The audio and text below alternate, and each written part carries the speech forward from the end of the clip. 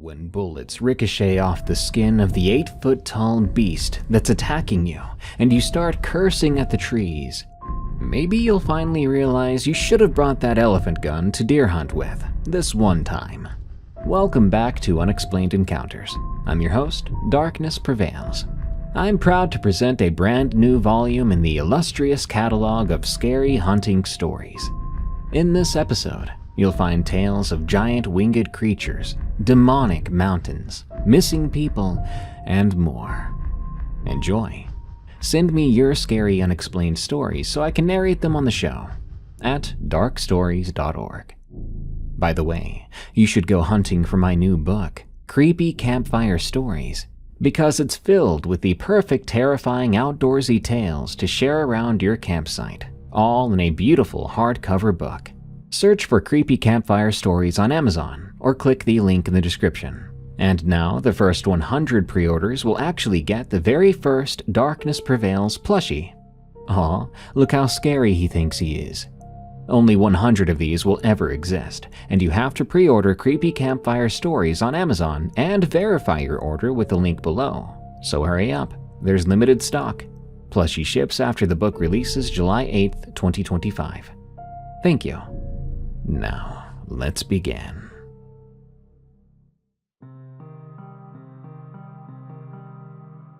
The Crawling Man of BC. From Ripness. I'm an elk hunter in northern British Columbia, and I know you probably hear it a lot, but I know the wilderness here. The way it sounds, how dangerous it is, and where. I've actually encountered some wolves and some bears before. No cougars, though. I'm explaining this because what I saw during my hunting trip last November defies all explanation, and I haven't slept good since. Now, I prefer to hunt alone. Always have. There's something pure about being self-reliant in the wild, making every decision yourself, experiencing nature without other people's voices to break the spell. My usual spot is about 40 miles north of Fort Nelson, deep in the boreal forest, where few people go, especially once the snow begins to fall. I tracked a small herd of elk through the fresh snow when I got there, set up base camp near a frozen creek, and settled into the rhythm of the hunt. The cold was pretty bad that year, dropping to about -30 at night, and that's Celsius, by the way. But I came prepared, with proper gear and a well-insulated tent. It was the fourth morning when things really changed.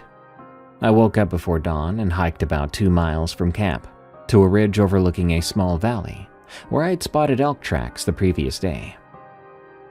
When the sun fully rose, I got a good look of things, and that's when I noticed movement in a clearing below.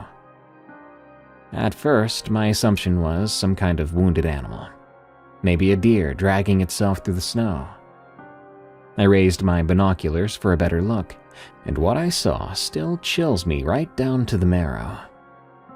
It wasn't an animal, not your typical one. It was humanoid, unmistakably so, but wrong in every possible way. What I was looking at was a completely hairless figure, skin so pale it nearly blended with the snow around it, except for its faint grayish-blue tint. It moved around on all fours, but not the way a human would attempt to crawl. Its limbs bent in the wrong places, too late or too early, I couldn't tell from that distance, and it navigated the snow with disturbing efficiency. It looked like a pale nude man who couldn't even feel the biting cold of the snow. I watched, frozen to the spot.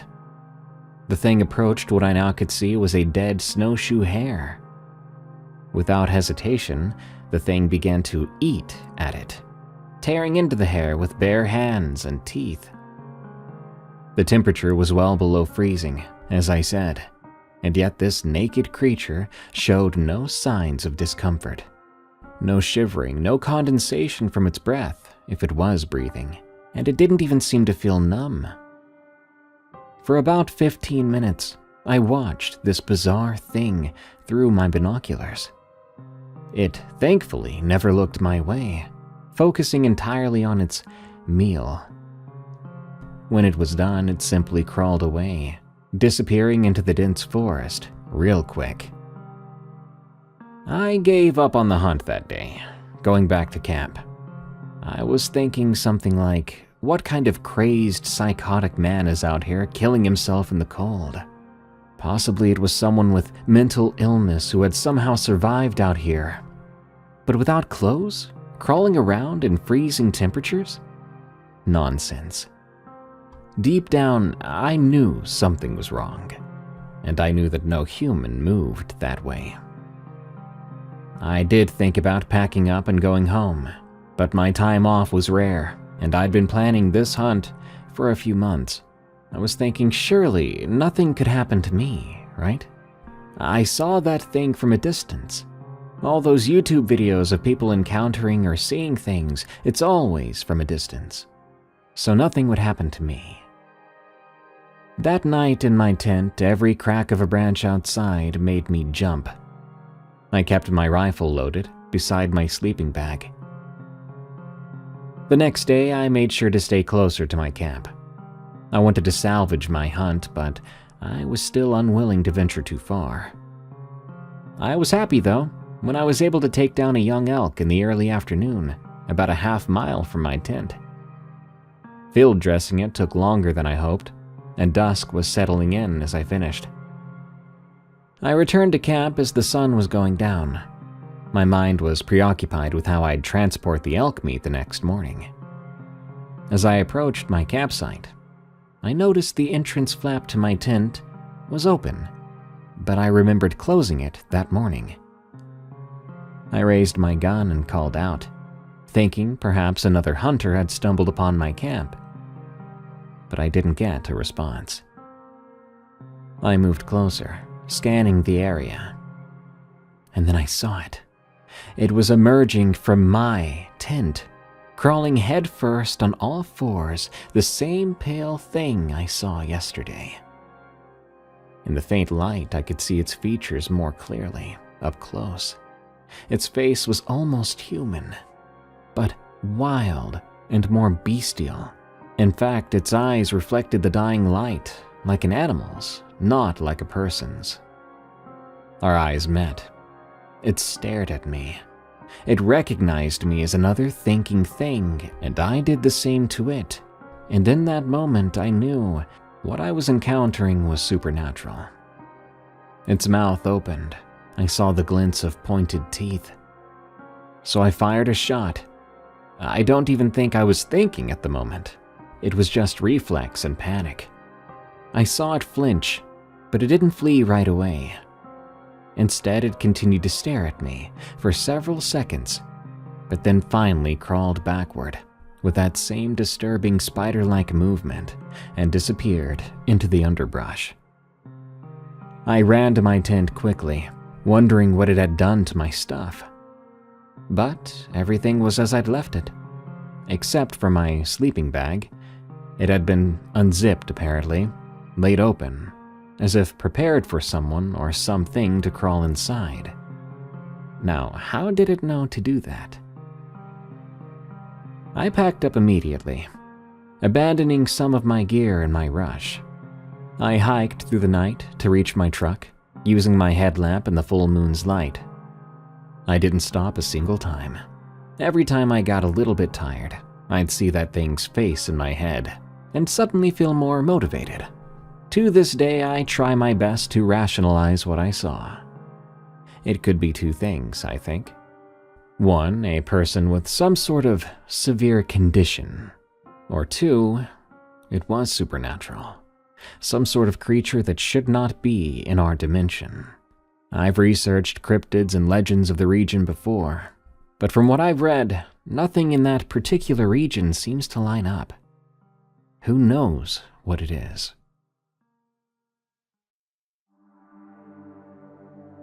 We saw the monster bird. From Anonymous. Every year since my boys turned 18, the three of us have made a tradition of duck hunting together. One of them is 32 now, and the other is 29. And I can proudly say that both of them have families of their own now. But come October, we still carve out a few weekends to wade into the marshes of eastern Iowa with our waders, shotguns, and the chocolate lab of ours, Duke. Last season, we hit our usual spot at a lake that I'll keep unnamed for the sake of privacy, but I will say it's nearish to Cedar Rapids. It's a secluded place that backs up against state forest land. Not exactly a secret spot, but enough off the beaten path that we rarely run into other hunters. It was a good morning too, sky clear and perfect for duck hunting. We set up in our favorite patch of reeds around 5:30 a.m., arranging the decoys in the shallow water, and we settled in to wait. Duke was rearing to go at my older boy's side, occasionally whining, just begging to chase something down. By 7 a.m., we'd spotted several groups of mallards circling the area. Everything seemed to be shaping up for a good hunt. A flock of about 15 mallards approached from the north, flying in that typical V formation. We got our shotguns ready, waiting for them to come within range. But instead of continuing their descent toward our decoys, the entire flock suddenly dropped. Not in the controlled way ducks usually land, but more like they'd been yanked downward by invisible strings. They splashed into the water about 60 yards out. And then, nothing. "What the heck was that about?" my younger boy asked me. I shrugged, telling him maybe they spotted us. But honestly, I'd never seen birds act like that before. We tried making some calls, but the ducks remained motionless on the water's surface. From what I could see, though, it almost looked like the ducks were alive, alert even, heads swiveling nervously, but they wouldn't budge. Something had spooked them suddenly and badly. My older boy sent Duke to flush them out, thinking they might take off when approached by the dog. Duke swam out excitedly, but even with him splashing about just feet away, the ducks just paddled in tight circles, refusing to fly. "Good Lord, I've never seen him like this before," I told the two of them. I'd been duck hunting for 30 years. I'd seen birds get spooked. I've seen birds get too comfortable. Even some birds that seem to mock us for our poor decoy arrangements. But never have I ever seen ducks too terrified to fly. It just sounded like opposite day. But that's the word we were seeing here. Terror. These birds were too afraid to even leave the water. To them, they'd rather be eaten by a dog than go back in the air. My younger boy stood up, waving his arms around and shouting to flush them out, and even that didn't work. The ducks huddled closer together and quacked softly. But then we heard something, a sound that gave me goosebumps instantly. An extremely high-pitched screech cut through the air. If it was a bird, it was unlike anything I'd ever heard, and it sounded big. It started as something similar to a hawk's cry but rose in pitch and volume until it felt like it was vibrating inside my skull. Duke whimpered now. He was scared too. He swam in a panic back to shore and shook violently as my older boy pulled him in. "Dad, what is that?" my younger boy asked. I'd never seen him scared like that either, not since he believed the boogeyman was in his closet. The sound came again, much louder than before, from somewhere behind us over the tree line. All three of us turned toward the sound, and that's when the shadow fell over us. Something massive was moving above the pine trees at the edge of the marsh. My brain struggled to make sense of it. Was this a low-flying plane of some sort? Maybe a small passenger jet that had strayed off course from the Cedar Rapids airport. But planes don't have wings that flap. As it cleared the tree line and soared directly overhead, I felt my heart nearly stop. This bird, because it was definitely a living thing that could fly, was the size of a regional airliner. a wingspan that must have stretched 70 feet, if not more.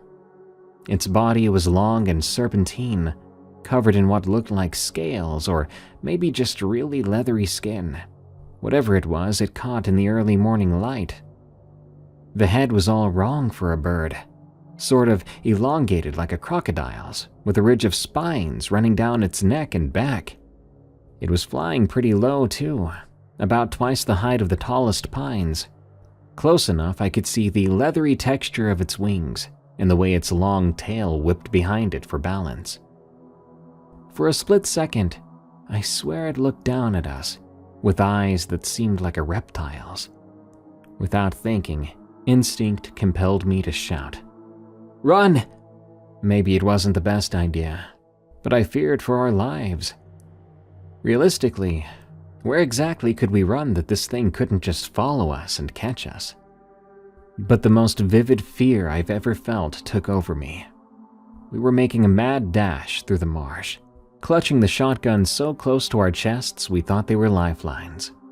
And they might have been if the worst happened. Duke was ahead of us, making a beeline for the truck. The creature screeched again as it passed overhead. It was so loud I even saw it vibrate the water around our legs. It continued on its path, flying east over the marsh and eventually disappearing. We made it to the truck in record time, piling in with Duke still dripping wet in the back seat. We sat there for a moment, breathing hard, and eventually my older boy broke the silence. "Did we all just see the same thing? Tell me what you saw." My younger one answered first. "That was a freaking dinosaur. Dad, that looked like a goddamn pterodactyl." I wasn't gonna argue. I just didn't have a better explanation than that. I mean, come on. It looked reptilian. It really did look like something from Jurassic Park. But that's not something you're supposed to see over eastern freaking Iowa. After some debate, we worked up the courage to go back for our gear. The ducks that had been paralyzed with fear were gone now, so if they were brave enough to go back up in the air, maybe we were okay. Everything in the marsh seemed to have returned to normal. That was our favorite spot, and we didn't go back after that. Found some new and good places, and we've become a bit friendlier whenever we see other hunters about, because feeling alone out there doesn't quite feel as good as it used to.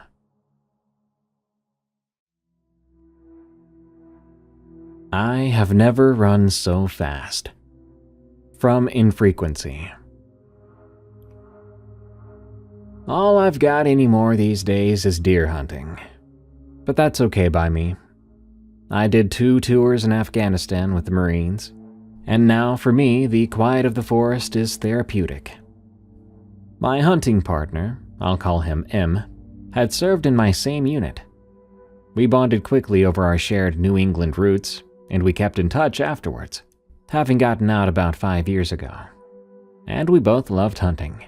Certain parts of the year we'd take a week away from jobs, wives, and the noise of everyday life, becoming just 2 former jarheads tracking deer through the mountains, drinking bourbon by the fire, not talking much about the things we saw overseas. A certain November, we set up a camp near the Glastonbury Mountain area. It's a spot known for good hunting, but also known for some local folklore. The locals have stories about people going missing there, as well as strange sounds and other backwoods tales that Em and I would laugh at over beers at the local tavern. After all, we'd been Marines. We'd seen real horror. Ghost stories didn't move the needle much for us. A couple days into our expedition that year, the weather took a turn for the cold that had not been properly forecasted. A light snow had fallen overnight, and tracking became easier but the hunting more challenging. We split up mid-morning, planning to circle back to our rendezvous point by early afternoon. I was moving slow through a dense stand of maples, and I saw movement about 80 yards out. Through the scope of my rifle, I was expecting to see a buck, but what I saw instead made my heart stop. It was a human figure, a man or woman hanging from a large oak tree. I immediately lowered my rifle and moved forward. As I got closer, there was no doubt about it. It was a man hanging by a rope around his neck from a tree, swaying ever so slightly in the breeze. The body appeared weathered, like it'd been there for weeks, heck, maybe even months. The clothes were all tatters, and the face was now unrecognizable from decay and what looked like animal predation. I keyed my walkie-talkie. "Em, I need you at my position now." His response was immediate. "Something wrong? What's your location?" "About half a mile northeast of the split. There's a body out here." I gave him more precise directions while keeping my eyes fixed on this hanging figure. Something felt very wrong about this, but when finding a dead body, it often feels disturbingly wrong. Despite the apparent state of decay, though, there were no birds or insects around the body. In the cold, maybe that's not unusual, but even the area around the tree seemed very, very quiet. Mike got to me about 10 minutes later, breathing hard from practically running the whole way. "Jesus Christ," he whispered when he saw it. His Marine training kicked in. "We need to call this in." I nodded. I already had my cell phone out. Surprisingly, I had one bar of service. I dialed 911 and waited for it to connect. That's when Em grabbed my arm. "Wait, look." I glanced up from my phone. The body was still there, swaying gently like before. I blinked very quickly, and I kid you not, the rope was still there, but the body wasn't. It had vanished. "Did you see that?" I couldn't finish the sentence. Em nodded slowly, face pale beneath his cold, reddened cheeks. "It's gone. It just disappeared." I looked at the ground below the rope, hoping the thing had just fallen from the tree, but no. It was completely gone. Before the 911 operator came on the line, I hung up. I couldn't form any words at that moment, and I didn't know what I would tell them. We stood there in stunned silence for several moments, staring at the empty rope still hanging from the branch. "We need to go," Em finally said. "Now." At that very instant, a scream tore through the forest, distinctly female, coming from somewhere to our right. Before I could react, another scream answered from the left, then another from behind us, and within seconds, the entire forest erupted with the sounds of female screams in every direction, the cries seeming to come from everywhere all at once.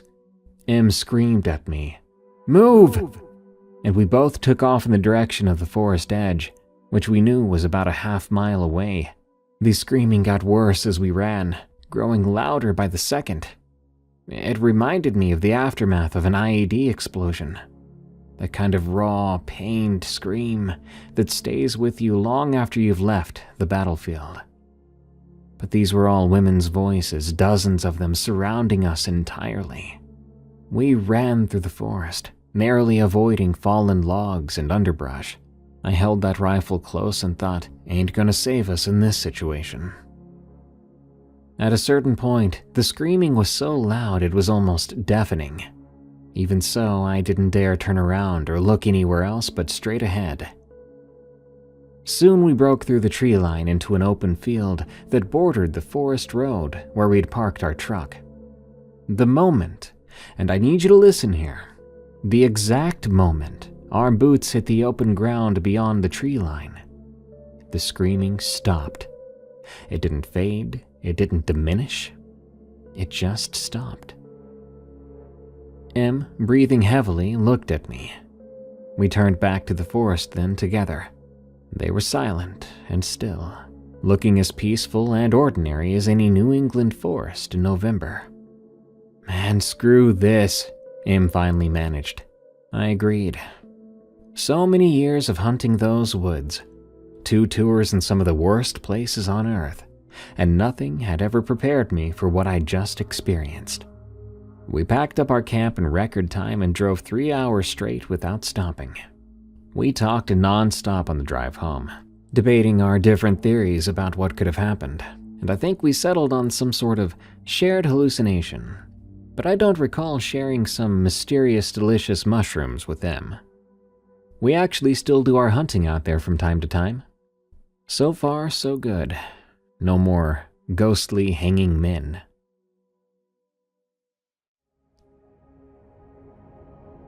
Rednecks versus Baby Bigfoot. From We Out Here. My wife and I have been hunting the Ouachita Mountains since before we married. And this experience happened back in 1997, one late June. A story I've been wanting to share with y'all for a while. It was hot as blazes out there that year, and we'd spotted a small herd of deer moving through our back property earlier that week. We decided it would be fun to spend Saturday morning in our tree stand about 2 miles out into the national forest that borders the land. We've been up there since before dawn, all snug as a bug about 15 feet up an old oak with good visibility of a small clearing and a game trail. By the middle of the morning, the woods were quiet, except for the occasional bird call. But no deer were coming through, and the heat was starting to get worse. Donna was falling asleep, back against the trunk, and I kept watch, sipping some lukewarm coffee from my thermos. After a while, I saw something odd at the base of a pine tree about 30 yards ahead. No way, I thought. It's a bear cub. A cool sight until you realize that Mama's probably nearby. I nudged Donna awake and put my finger to my lips, then pointed. The animal was small, maybe 3 feet tall, crouched down by the base of the tree. As we watched it, we soon realized this wasn't a bear we were looking at. It stood on 2 legs, for one thing, and its proportions were all wrong. Its arms were much longer than they should be, and its head seemed directly attached to shoulders, with barely any neck to speak of. Its body was covered in dark brown hair or fur, not nearly as shaggy as a bear's, but not like any animal I recognized. The hair was shorter on its face, which I could see in profile as it concentrated on whatever it was doing. "Hun, what in God's name is that?" Donna whispered to me. I shook my head, 'cause I didn't know, but I didn't take my eyes off the thing. It seemed to be playing with the bark on the pine tree, peeling strips off and examining them before discarding them on the ground. Its movements were precise, unlike a bear cub. Reminded me more of a grown chimpanzee or gorilla. Occasionally it would stop and look around, but it never looked up toward our position. We watched it for several minutes, completely stunned. My gun was in my lap, but I didn't even think about it at the time. Just watching this thing that wasn't human behave so very human was astonishing to us. Donna finally said it, and I think we'd both been thinking it for a while. "It looks like a young Sasquatch." Again, I would have laughed if I hadn't been thinking the same thing. We heard stories, of course. Everyone in these parts had. Everyone knows somebody around here who's encountered a supposed Bigfoot out in the woods, especially hunters. But I never did put much stock into those stories. The kind of story you smile at 'cause it's fun to hear from friends, but then don't think about it much later. I've heard tales about strange footprints or these eerie howls in the night, but never thought I'd see something myself. The little creature had just discovered a beetle under a piece of bark, and we watched it, watching the beetle, crawling across its palm. And then a sound came. There was this deep and big call that started real low and rose to a bellow. It echoed throughout the entire forest. It came from somewhere deeper in the woods, maybe a quarter mile away, but it carried along the air perfectly. Might as well have come from right next to us. The little creature's head snapped up instantly. It dropped the bark it was holding and the beetle and let out a high-pitched sound in response. Then it took off running, on 2 legs no less, toward the source of that sound, moving very fast. Before long, it disappeared into the brush. My wife and I sat there dumbfounded. I was smiling like a madman. What a way to start the day. Suddenly, Donna reached over and gripped my hand. We should probably go, just in case. I realized what she meant. Same way you don't want to be around a mama bear when its cubs are about, I don't think you want to be around a mother Sasquatch when her baby is about. So we prepared our things and went back, agreeing in later conversation that what we saw really was a baby Bigfoot, and we must have heard the thing's mama call it back for some breakfast.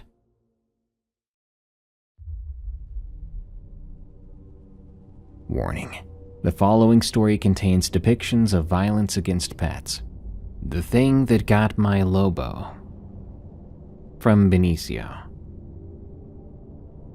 The first time I saw the chupacabra, I was 12 years old.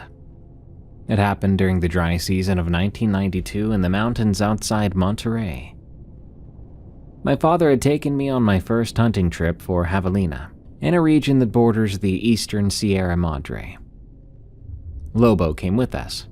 He was a magnificent black and tan Mexican shepherd mix, lean and smart, the best tracking dog in our village. He'd been by my side since I was 7 years old, and I couldn't imagine a hunting trip without him.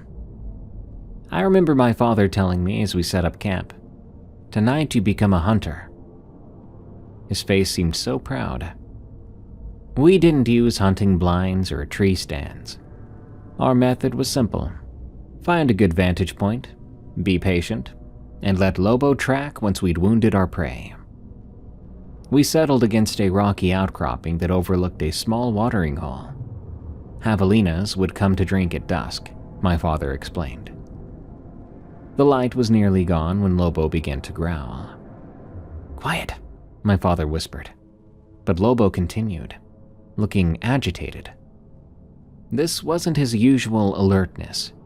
This was different. Even at that age, I could tell. My father frowned. I remember him looking around, and he said to me, "I don't know what it is." The growling then stopped, and Lobo's ears perked up. He stared intently at the opposite side of the watering hole, where the brush was thick. Then, without a warning, he bolted from our side, racing towards whatever he sensed. "Lobo, no!" I cried out. But it was too late. He disappeared in the dark. My father grabbed my arm as I started to run after him. "No, stay here," he commanded. He reached for his flashlight, but before he could turn it on, we heard Lobo's frantic barking, followed by a sound I'll never forget. Something between a growl and a roar, higher pitched, almost a hiss too, but with a rattling quality that would appear in some of my nightmares later. Then there was a yelp of pain from Lobo, and the sounds of a struggle. My father switched on the flashlight, sweeping its beam toward the commotion. For a brief moment, the light illuminated the scene across the watering hole. There was an animal there, hunched over Lobo, its back to us. The thing was hairless, with this grayish-green skin that glistened in the light. Its spine protruded sharply. I'd never seen anything like it. Each of its vertebrae was visible through the taut skin. But what I remember most clearly were the spines. Not fur, but actual quill-like projections running down its back. It turned its head towards our light, and then I saw its eyes. These large, round things. I didn't see a mouth, but Lobo's back and tan coat were dark and damp with blood. My father dropped the flashlight then. I heard him fumbling with his gun. Then he screamed at me to run. But I couldn't move. My father had to grab me by the collar and drag me backward. Only then did my legs remember how to work. I'll never forget running like that through the dark, so scared and yet so angry that someone had hurt my dog. I guess it would be a something. We didn't stop running until we made it back to the truck. My father practically threw me in the passenger seat. Inside, I had to ask my dad like 3 or 4 times what that was, before he finally said just once, "Chupacabra." I'd heard stories about the chupacabra. Everyone in our region had, but they were supposed to be just stories to frighten kids into coming back before dark, to get folks to look after their livestock better. "We have to go back for Lobo," I pleaded with him, but he shook his head. "Lobo is gone. There's not going to be anything left for us to find out there, unless you want to end up like him." When we got home, my father told my mother we had lost Lobo to a cougar. He never spoke of what he really saw, not to anyone. When others in the village reported livestock drained of blood in the months that followed, he would leave the room. It's been decades since then. I've had other dogs in that time, but I've never taken another dog hunting. And though I still do hunt occasionally, I'm always back at my car before the sun sets. The image of that creature hunching over my dog's body still infuriates me and haunts me. My father went to his grave, never publicly acknowledging what we saw that night. But I know what took Lobo from us, and it wasn't any cougar.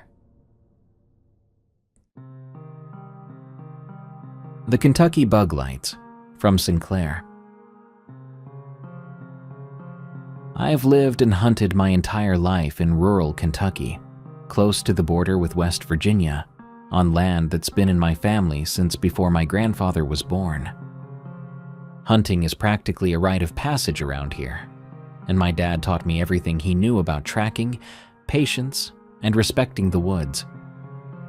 He always stressed that the land had secrets older than any of us, things that couldn't be explained easily by logic or reason. I'd always brushed those stories off as superstition or folklore passed down from generation to generation, meant to scare children into obedience. Growing up, I often heard about the lights people sometimes saw in the woods.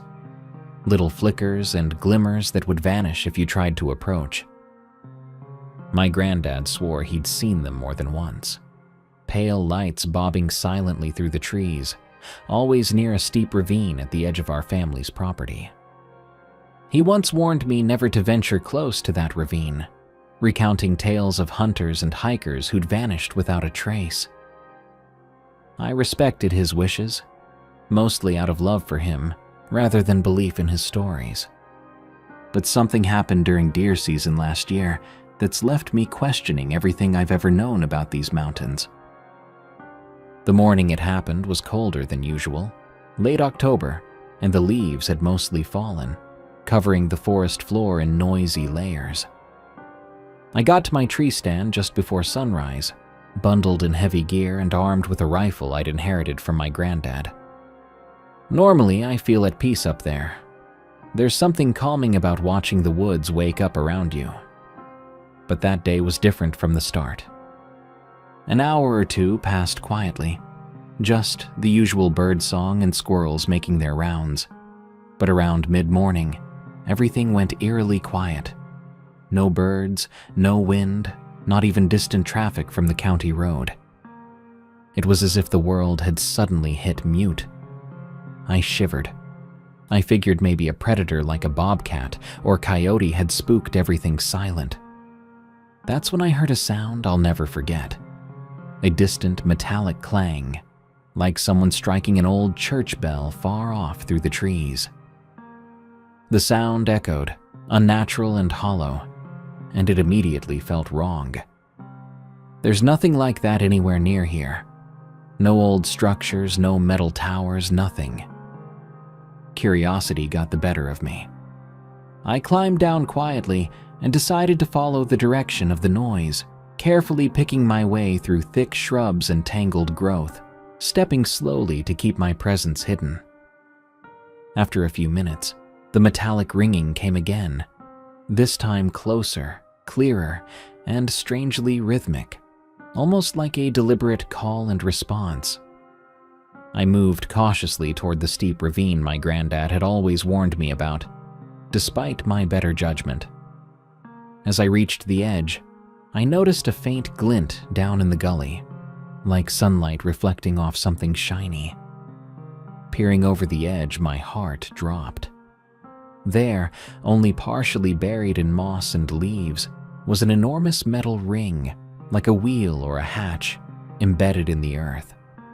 It looked rusted and ancient, nothing I'd ever seen before, about 10 feet across, half hidden by decades of forest growth. But what made me freeze was the fresh dirt around it, clearly disturbed, as if something had recently emerged. As I stared, another metallic clang sounded, this time directly beneath me. The ground vibrated subtly under my feet. I scrambled backward, heart racing. Then I heard a low clicking, almost mechanical but somehow organic. I froze, crouched behind a tree, barely breathing, eyes fixed on the rusted hatch. Slowly, something emerged. Honestly, I had no idea what to expect coming from that hatch. Maybe a person, a mysterious old survivalist hermit. But that wasn't the case at all. This thing's body was covered in segmented plates, almost insect-like, reflecting faintly in the sunlight.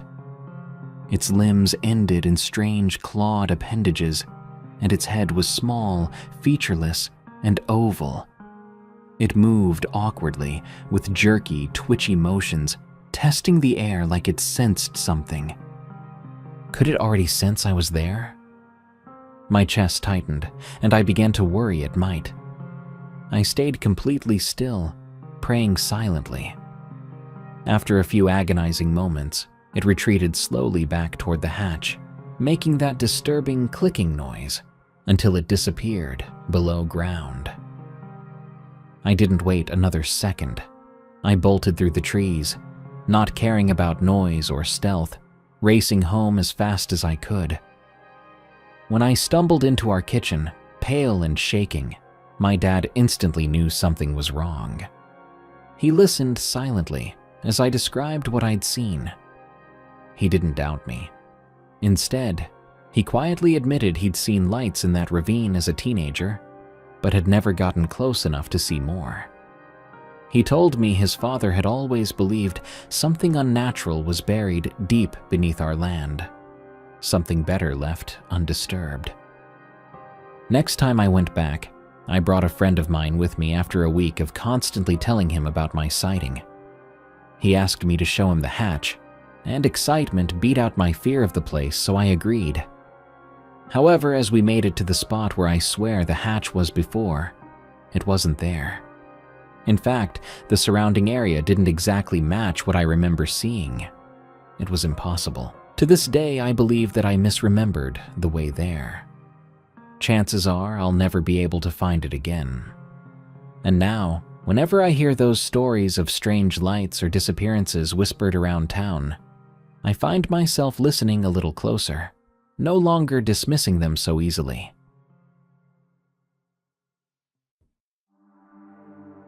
Beware the Lost Ones. From Anon.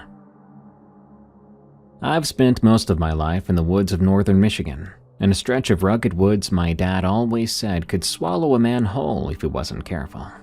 The dense forests and hilly terrain could confuse even experienced hikers, which made sense, considering the occasional missing person posters that might appear, taped to utility poles each season. My family always took safety seriously, never venturing off alone too far, always sticking to the trails we knew by heart. 2 years ago, during rifle season for deer, something happened that I've kept mostly quiet about. It started on a gray afternoon in November, when the air felt very heavy and cold with incoming snow. My cousin Jim and I were up in separate tree stands about a half-mile apart, keeping an eye out for deer. I'd been sitting there since dawn, when I spotted something moving through the trees across a clearing, about a football field away.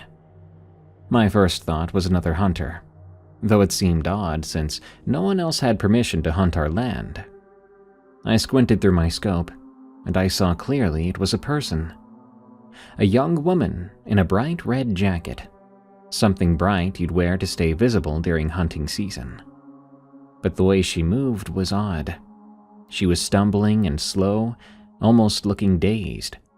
I felt worried then, wondering if she might be injured or lost. I climbed down and moved toward her quietly, calling out softly to avoid scaring her off. But when I got to where she was, I couldn't find her. She was nowhere to be seen. Even more odd, I couldn't find any trace of her. I figured I could find at least some footprints, but there was nothing. I circled around for a bit, completely baffled, and eventually I just climbed back into my tree stand. About 20 minutes after that, I saw her again, this time in the opposite direction. Same bright jacket, same lost, wandering look.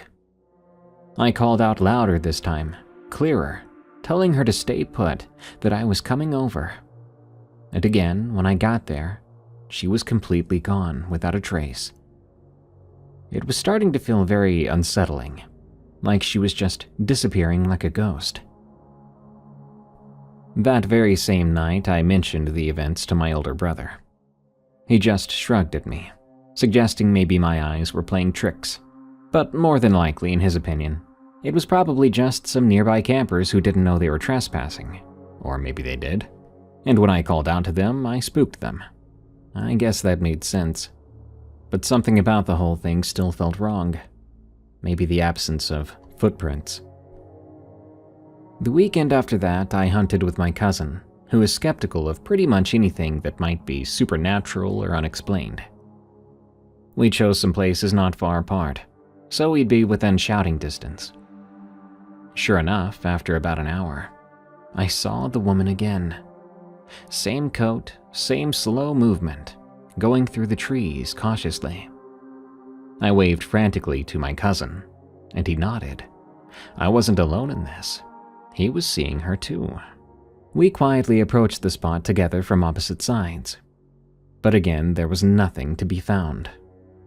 We were so confused, searching for any sign of her, but coming up empty, as you would expect. My cousin laughed at me, saying that maybe it really was a ghost after all. But I didn't like that. Surely there was a real explanation to this. After that, we started to hear stories about the place. Apparently, we weren't the first to glimpse her. There were some folks around town who had glimpsed a lone figure moving silently through the woods, always seemingly disappearing at the last second. Some people suggested it might be related to someone who went missing a few decades ago, a young woman who wandered off a nearby trailhead and to this day wasn't found. One day I did finally see her very clearly. One cold morning, I was walking the trail to a hunting spot when she appeared directly in front of me. I mean 50 feet away or less. The girl looked young, barely 20, dressed lightly for autumn weather. Oddly out of place, staring blankly ahead. Her face seemed expressionless, pale, like she didn't even notice the cold. I took a step forward, and I tried to speak to her softly, trying to get her attention. She didn't respond or even look my way. Instead, she turned slowly, walking behind this big oak tree. But she disappeared right after that. I hurried forward, circling the tree, but I didn't see her. Once again, there was nothing. This shook me up. It was physically impossible for me not to find her this time. So there was only one conclusion, a supernatural one. I began to avoid that area. I mean, I never felt threatened, but the uncertainty of seeing someone who couldn't possibly be there unsettled me. I wonder if it really was that missing woman they told me about. Whatever happened to her, it caused her to stay there, haunting the place she'd been lost, even after her death. When I do go back to that spot, I won't be going alone. Something took my uncle. From R. Royce. When I was about 10 years old, my family owned a small hunting cabin deep in the woods of northern Minnesota. It was our weekend getaway, a place my father and uncle had built themselves when they were young men, hoping to pass on their love of the outdoors to the next generation. Some of my happiest memories came from those weekends when my two cousins, Arnold and Liam, would come over, and we'd spend hours exploring, playing hide and seek, and building forts. The cabin was a rustic place with wood walls and a fireplace that my dad built stone by stone. It smelled permanently of cedar, old wool blankets, and smoky logs. Our families had traditions rooted deeply in that cabin. Each autumn during deer season, our fathers would prepare meticulously for their hunts, sharpening knives, cleaning rifles, laying out heavy hunting clothes the night before. My mother and aunt would cook hearty meals, and we kids would gather around the fireplace to hear stories about the woods. Often stories about legendary deer our dads had tracked, or even playful ghost stories meant to frighten and delight us. It was a magical time, until the year everything changed. One afternoon, our dads had gone hunting just after lunch, dressed in their camo, promising to return before sundown.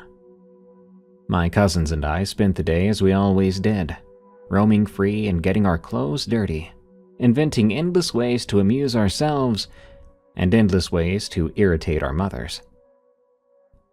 As evening came, we started a game of hide and seek, a game that's much more exciting the less light there is. I remember hiding behind the old woodshed and holding my breath, as that was when I heard footsteps crunching slowly through leaves. Thinking someone had found me, I peered around the corner, only to see my dad walking alone from the woods. I shouted to greet him, and then instantly asking where my uncle was. But Dad didn't respond. In fact, he didn't even look at me. His face was so serious. He just stared straight ahead and continued walking. I'd never seen him like that before, and at that age I was both confused and nauseated by the sight. I had that feeling like something bad was about to happen, but I guess it already had. We rushed inside after him, questions spilling out of our mouths, but he brushed past us without a word, collapsing heavily into a chair at the kitchen table. My mother and aunt immediately saw his distress and asked about my uncle. Dad remained quiet though. He just stared at the surface of the table. The man acted like he was hypnotized. Eventually, my mother sent us kids upstairs. We didn't argue with her. I don't think we wanted to stick around with Dad's strange attitude. We huddled together at the top of the staircase though, curious and listening. We only got snatches of conversation as things floated up from there. What we heard from my dad when he finally started to speak were mentions of shouting and panic and a frantic search. Soon after, we saw headlights through the windows. A local sheriff arrived. There was a small search party. They, along with my dad, went into the woods. For days, we saw dozens of people combing through that forest, calling my uncle's name. But I'm sad to say, they never found him. Not even a shred of clothing, not a single clue. My father refused to speak to his family about what exactly happened. Even when he talked to my mother and my aunt, it was implied to us that they didn't get the whole story from him. And for a time there, I wondered if my dad killed his own brother. But then again, they loved each other, and I wasn't sure why he would ever do that. But the cabin now, once our happiest place, had become a haunted place. We began to visit less frequently, and eventually my dad actually decided to sell it, We even packed up and moved out of state. I think Dad had to have a fresh start. Several years after that, when I was a teenager, my father had too much to drink one evening. After quite a bit of prying, I managed to get him to open up about the incident. His voice trembled when he said it. I thought he was about to cry. He described tracking a deer with my uncle. The woods were quiet and familiar as they should be. But suddenly, my uncle stopped mid-step, eyes going wide. My dad said he looked to be staring at something in the distance. So Dad asked what he saw. But before my uncle could answer, he let out a scream and was violently thrown to the ground by something my dad couldn't see. Dad lunged forward, desperate to help, even fired his rifle wildly into empty air, but nothing struck the unseen target. My uncle was dragged, kicking and screaming through the woods. Dad says he chased after him, firing until his ammunition ran dry. But there was nothing, absolutely nothing visible for him to shoot at. My uncle's screams faded into a horrifying silence, and my father spent hours searching desperately through those woods, shouting his name until his voice gave out. But he didn't find him. Didn't find blood or tracks or even a sign of a struggle. It was all just still. The sheriff, the townspeople, even other family members questioned my dad repeatedly, suspicious of the story he told them. But what else could he say? He'd seen his brother vanish at the hands of some unseen force, and he knew no one would believe those aspects. So he kept quiet about that part, and he's been carrying that guilt the entire time. The revelation left me disturbed, to say the least. My dad had never been one to lie, especially to his own kids.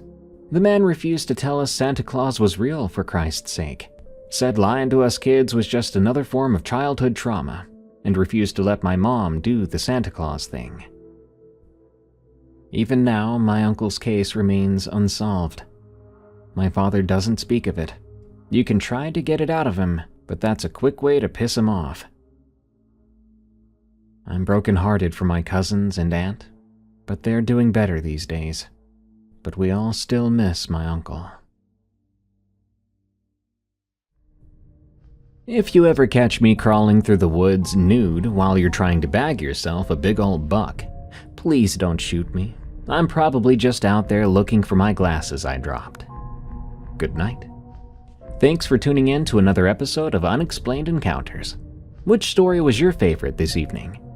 Send me your scary stories of the unexplained at darkstories.org, and be sure to get my book, Creepy Campfire Stories. It's available for pre-order now on Amazon, or just click the link below. Try to be one of the first 100 pre-orders to verify with the other link below, and you'll get the Darkness Prevails plushie, which will ship after the book releases July 8th, 2025. There's only 100 plushies, folks, and I'll probably never make more. So pre-order Creepy Campfire Stories today on Amazon and verify your pre-order. Thank you. Until next time, stay safe out there and stay creepy, because this world is a strange one.